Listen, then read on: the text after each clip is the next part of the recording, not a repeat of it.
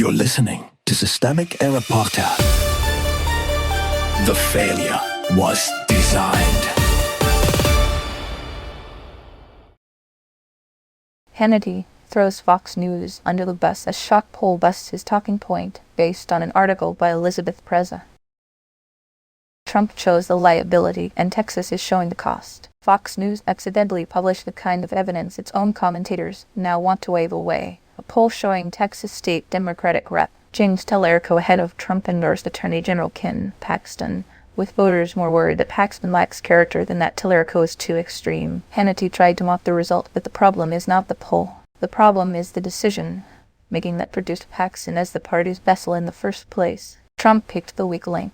This race starts with institutional power, not campaign theater. Donald Trump endorsed Paxton, and that endorsement did what Trump endorsements usually do in the modern GOP. It overrode caution, rewarded loyalty, and shoved a damaged candidate into the center of the ballot. The source notes that this choice effectively doomed John Cornyn's future in the Senate and could cost Republicans a seat they have held since 1988. That is not a mystery. It is a structural choice. Trump did not merely express support. He used his authority inside the party to narrow the field around the candidate with baggage. Paxton's problem is not that Democrats invented a smear. Poll says voters already know who he is. Fox can't spin its own numbers. Hannity's instinct was not to interrogate the result, but to insult the Democrat and declare the poll impossible. That tells you everything about the conservative media function here. Fox does not exist to measure reality. It exists to launder loyalty until reality becomes inconvenient. But the numbers are inconvenient. Fox's own poll gave Talarico a 3-point edge, 51% to 48%. While another Texas Southern University survey put him ahead 47% to 45%, and a Texas Public Opinion Research survey had him up 45% to 40%. The trend line matters more than the theatrics. Even Fox had to admit Paxton had not unified his own party. Character is the battlefield Republicans created.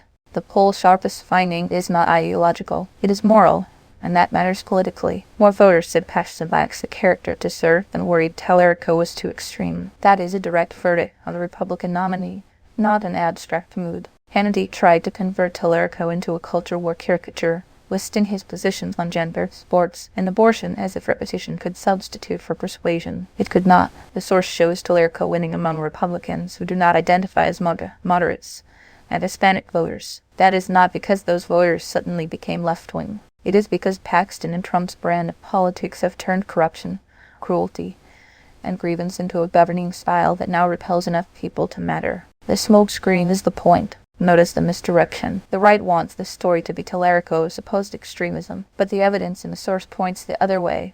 Paxton's vulnerability comes from character, Trump's endorsement, and Republican fragmentation. The attack line is a distraction from the actual liability. Trump even called Talarico James Talarico, which is pure habit for him. Ridicule the opponent, ignore the numbers, and hope contempt can substitute for coalition building. It cannot. The more Trump and Hannity perform this belief, the more they reveal that they understand the threat. They are not reacting to a random poll. They are reacting to the possibility that a Trump-selected nominee is dragging the party toward a loss. What this actually shows, this is not a quirky Texas subplot. It is a familiar pattern in late-stage Republican politics. Centralized Trump power, weak institutional resistance, media cover for the fallout, and a nominee selected for obedience rather than viability. Then, when the numbers turn against them, the same ecosystem pretends the problem is polling itself. The Democratic significance here is straightforward. A serious opposition party can still break through when Republicans nominate an obvious liability and then dare the electorate to reward it. Talarico is not the story because he is flawless. He is the story because the Republican machine made Paxton the test case, and the test is failing. Conclusion: the cost of Trumpism. The deeper lesson is not about one Senate race. It is about how power gets exercised inside the modern GOP. Not to build durable majorities, but to enforce loyalty, elevate compromised figures, and then denounce any evidence of backlash as implausible. That is how a political movement ends up arguing with its own polling while the other side benefits from the wreckage. You've been listening to Systemic Error. Thanks to Alternet for today's article, with the automated voice of Liberts. Thanks for listening.